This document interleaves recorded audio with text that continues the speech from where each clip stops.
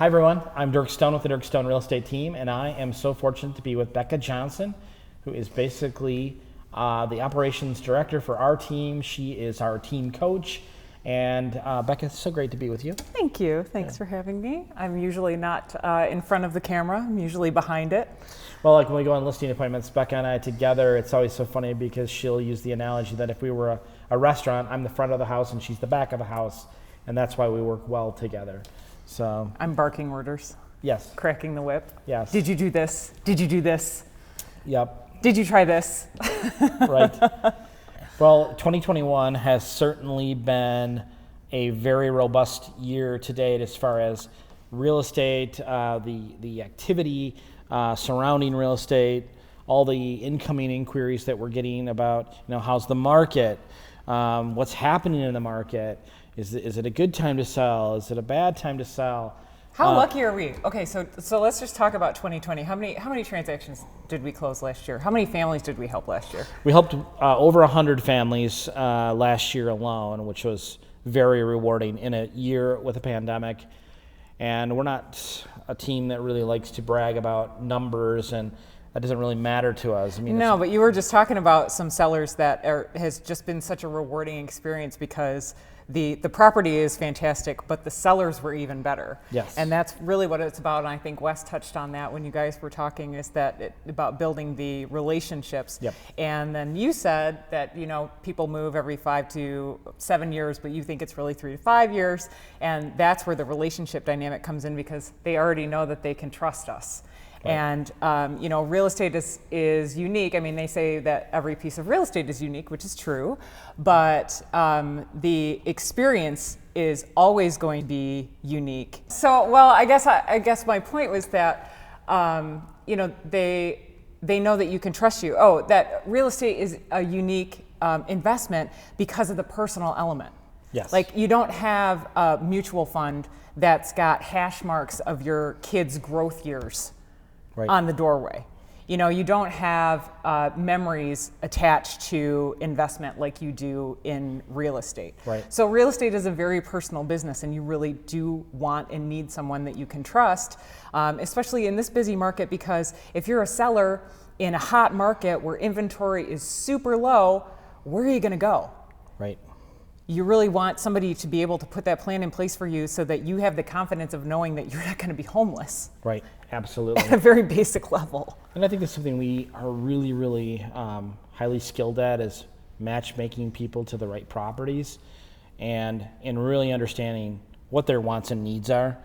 And I kind of call it more acute listening. I think that's something that we really hone in on our customers' needs and wants, just through their words, their body language, other things like that we're seeing, and or just visiting their home and seeing how they live so that we can help them replicate that wherever they're looking to go next. You're like a matchmaker extraordinaire, because you matchmake people with houses, you matchmake people with communities, with social circles. You've even matchmade people with jobs. Yeah, I do enjoy that. I know you don't talk about that much because you're so humble, but it's huge. That's a big deal. Well, it's fun. It's rewarding when you can help people then also have relationships like we've built with our clients, and to see others build those relationships with those same clients and matchmake them together. It's really, really rewarding. I see, and people are always asking us, you and I together especially, what does our crystal ball show going forward for 2021? And I just wondered if you could kind of speak to that. It's going to be a dynamite year. Actually, there's projected to be more transactions this year since 2006, I think. Even though inventory is tight, it's starting to loosen up though. We're seeing builders are being able to get back online. They want to build. And people are finally feeling that consumer confidence coming out of a pandemic, that okay, I don't have to be shut up in my house anymore. Maybe now's the time to sell my big house and buy a place here and in Florida, or split my time. I mean, we see a lot of that, and not just in the baby boomer generation. No, it's really, really fun to see right now what I would call younger families. They're maybe reach a certain age, their kids are maybe getting out of elementary or maybe still in elementary school, but they are now looking to kind of have a legacy property, looking for a place on Lake Michigan or an inland lake, or just out in the woods somewhere where they can take their family and recreate, build memories, actually, take time to do board games and Scrabble, those kind of things. And so it's so rewarding to see that they're looking to build this for generations to come.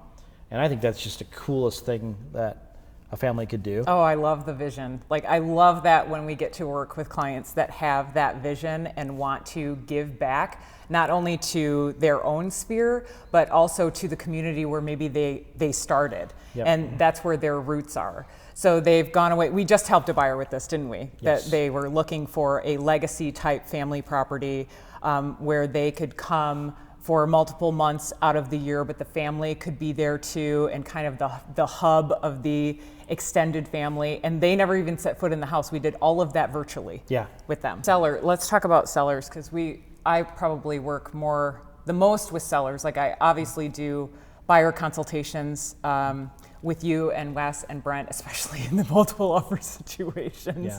But we do work in tandem with a great dynamic to help serve sellers most often, and the marketing needs that have to be met with that end of it. Yeah, I do think to some degree there is this thought out there on the consumer end, and there's nothing wrong with it being their perspective, but or their perception that the process of listing a home is very easy. And the days of what I call the three Ps are kind of over, where you put it in the MLS, you put a sign in the yard, and then you just pray to God that it sells. That's just not an effective strategy in today's sophisticated world we live in. And that's because consumers are armed with data. They take their iPhone or their Samsung, and they look at their phone, and they go on to Zillow, or they go on to Realtor.com, or they go on to whatever their preferred site is to search for real estate, and they're extrapolating data from their phone. So when they reach out to us, it's kind of a trust but verify thing. And so our job is to really, properly educate them, or kind of help them steer their ship, because maybe it's a little off course. I don't know if that's a good way to look at it. Yeah, so I mean, when we're meeting with the seller, I often think it's like, how are we going to put the package of this house together? How are we going to put a dating profile together for this house and this property? What are we selling here? We're selling a lifestyle. We're selling a property. We're already brainstorming who is the most likely potential buyer for this home. Yes. And then we are catering the marketing to speak to that audience, so that we cast the widest net with the investments that we make online with that exposure, and then hone it in from there. Yep. Right? And then also one of our core values has always been transparency, and that really, really comes into play on the seller side, because there are costs associated with selling besides real estate commissions. Right.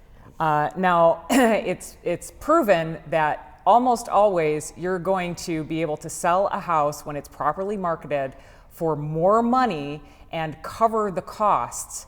And it's going to help you through the process, because you've got enough to do, especially if it's your primary residence. There's so much to manage. How long have you lived in that house? How much stuff do you have in that house? It always takes you longer than you think it's going to take. Yep. So being transparent with the process, what that looks like, what's your plan, and what the costs are associated, so that you know a bottom line before that listing even hits the market. Yeah, I think that's the one thing we can say, and I think we do it better than any other agents in our marketplace, is just that transparency and helping people make informed decisions from the get-go. Yep. Setting expectations and meeting or exceeding them. It sounds really basic, but it doesn't happen a lot. No. It really doesn't happen a lot. And that's why there's such a negative stigma surrounding the occupation of real estate. And we are overcoming that. We are working to overcome that every single day. So we start at a deficit.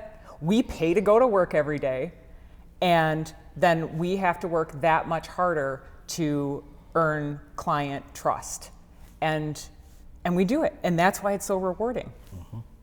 one of the things that I think we are continually trying to do as agents and as a team is that we are constantly educating ourselves as to updates in the marketplace. We're honing in on webinars where there's everybody from Lawrence Yun, who's the head economist for the National Association of Realtors. Dr. Lawrence. And he's Dr. Lawrence Yun. And I know that we like to have this information at our beck and call so that we can speak intelligently to what's happening out there. Is this the bubble question? Yeah. Yeah, it's the bubble question. Is this a real estate bubble? So it's the #1 real estate question on Google right now. Actually, last week it was up 2,000%, that search question.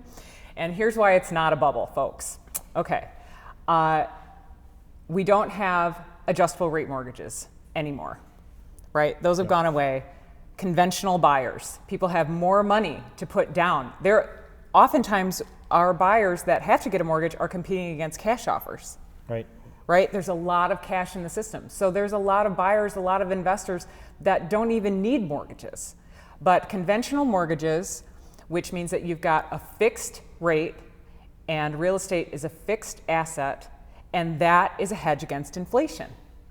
And right now, the core inflation rate is at a pace that is not been seen for 30 years. So it's a really smart investment. That's why investors are getting into the market. This isn't a bubble. Right.